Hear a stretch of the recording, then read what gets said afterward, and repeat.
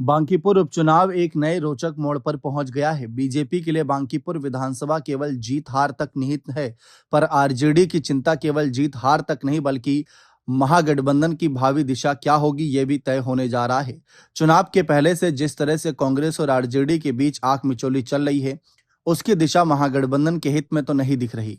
अब इस मुद्दे पर ज्यादा जानकारी ले तो विगत बांकीपुर उपचुनाव में से पहले 2025 में आरजेडी ने महागठबंधन के अपार समर्थन के साथ रेखा गुप्ता को उम्मीदवार बनाया। तब महागठबंधन की एकजुटता दिखाई पड़ रही थी। उस चुनाव में रेखा को लगभग 47,000 वोट आया। इस वोट में कांग्रेस समर्थित सवर्ण वोट आए तो वहीं वाम दल के कैडर वोट भी मिले। इस चुनाव में आरजेडी उम्मीदवार ने बीजेपी के वैश्य वोट में सेंधमारी की थी।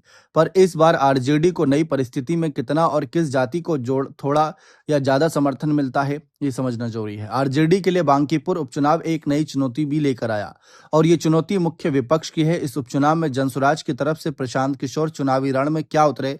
आरजेडी की रणनीति इस निशाने पर आ गई कि वो पहले खुद को मुख्य विपक्ष की हैसियत दिखाएं। हालांकि जनसुराज वर्ष 2025 में विधानसभा में वंदना कुमारी को उतारे थे, तब यह खतरा नहीं था और मुख्य विपक्ष के रूप में आरजेडी की उम्मीदवार ही नजर आ रही थी।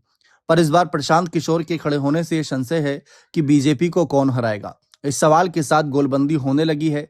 जिस तरह से प्रशांत की जनसभा में भीड़ इकट्ठी हो रही है, उसे आरजेडी पिछड़ते जा रहा है। आरजेडी की युवराज की अनुपस्थिति भी रेखा गुप्ता की उपस्थिति को कमजोर कर रही है। भरत तिवारी के मामले को लेकर भी जनसुराज लगातार मुखर है।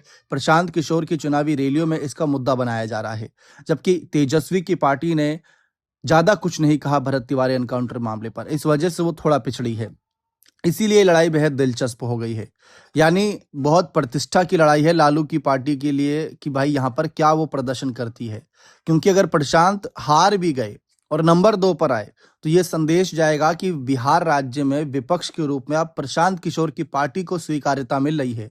यानी उनके पास खोने के लिए अब कुछ नहीं है, लेकिन पाने के लिए यह है कि अगर जीत गए तो वो जीत के यहाँ पर बीजेपी के खिलाफ भी हुंकार भर सकेंगे, लेकिन हार गए तो आरजेडी के खिलाफ ये दिखा सकेंगे, महागठबंधन के खिलाफ ये दिखा सकेंगे कि देखिए अब राज्य के अंदर किस तरीके से आरजेडी महागठबंधन को भी कोई नहीं पूछ रहा है और नंबर 3 पर वह चली गई है पार्टी जो नंबर 2 पर थी।